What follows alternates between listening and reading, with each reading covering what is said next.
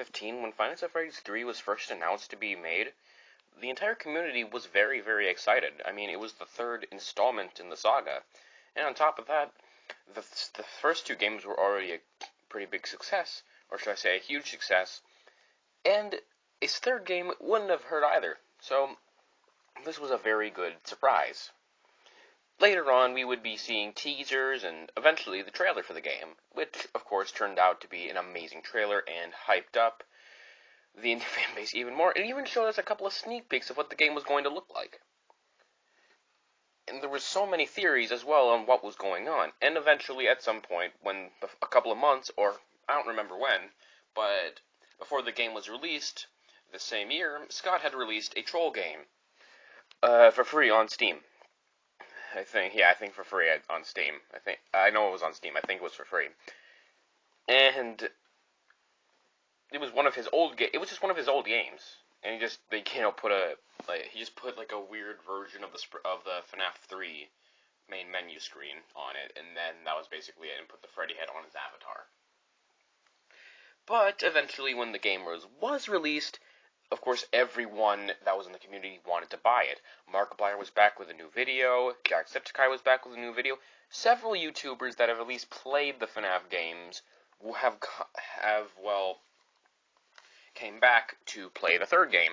And unfortunately, as much as it was a very big hype for the community, there's a lot of negative impressions on the game.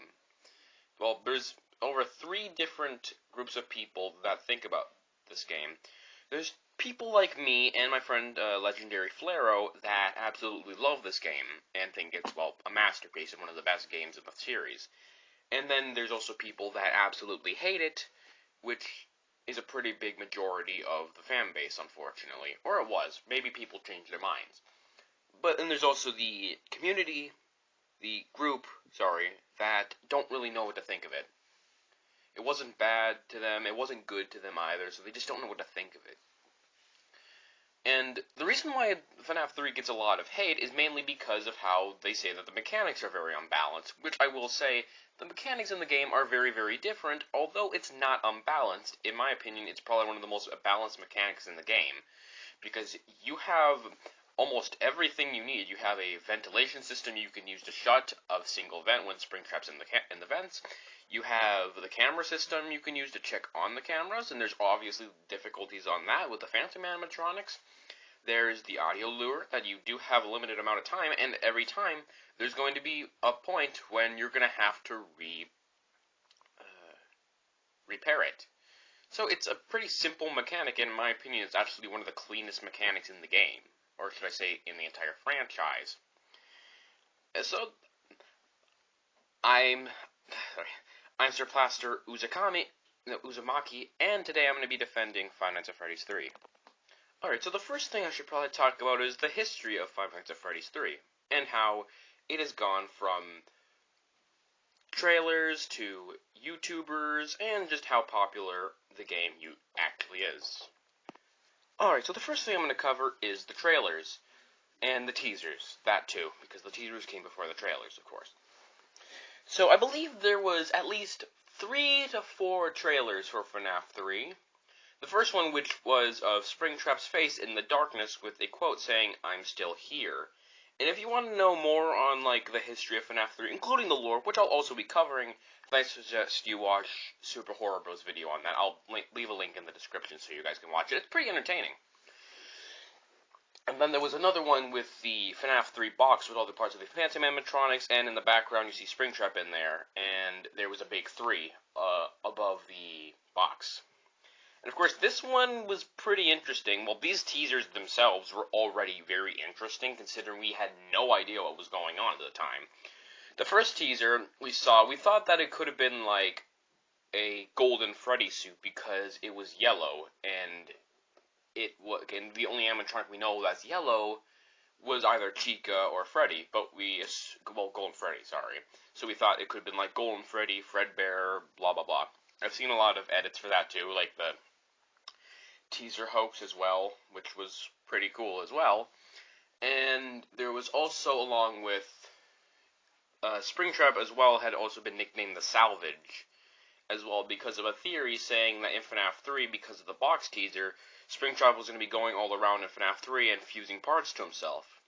It's funny how we first thought about that back in 2015, and we actually saw something like that back in Sister Location when Ennard is just a amalgamation of a bunch of endoskeletons combined. And on top of that, the Stitch Wraith, aka, I should say, the Apton amalgamation, the 11-foot tall trash rabbit in the Fazbear Frights books, he's also an amalgamation of endoskeletons as well, and other animatronic parts, which just comes to show how much Scott does care about what the fans think, and also likes to listen to the fans as well. So, props to him. Hashtag thank you, Scott. Anyways, and then, after that, I think... Oh yeah, and then there were also a couple of teasers with, like, Phantom Mangle and Phantom BB. I don't know what those ones were of, though. I don't remember, like, I don't know if there were any theories for those. Probably not. But, then, of course, came, my opinion, the best of them all, the trailer. It is a very cinematic trailer, too. It starts off with what looks like a broken down, rotted, and just old location. It looks abandoned. You hear the thunder. It feels so cinematic in a way. You know, you see the text like, he'll come back, he always does, we have a place for him. And then, of course, Five Nights at Freddy's 3 at the end, with a Springtrap jump scare. And, of course, at the very moment when we saw the Springtrap suit, we saw Springtrap twitching in the trailer, then we're like, okay, we're in for a treat. And then we got the Springtrap jump scare, which also, of course, gave us a sneak peek of what the game is going to look like.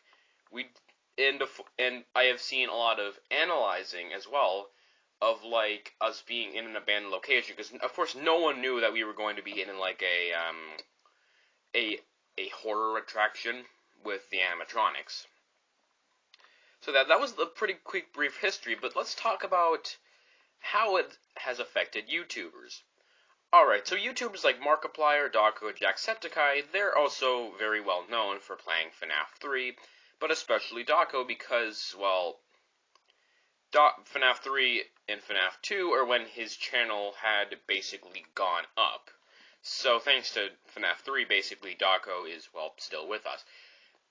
And Markiplier, well, he's the king of FNAF anyways, so, yeah, there's not a lot to say, and plus he's been with the FNAF community for so long, ever since the first game, he's actually played the demo as well. I think he was one of the first ever YouTubers to play. I think he was the first YouTuber to play it.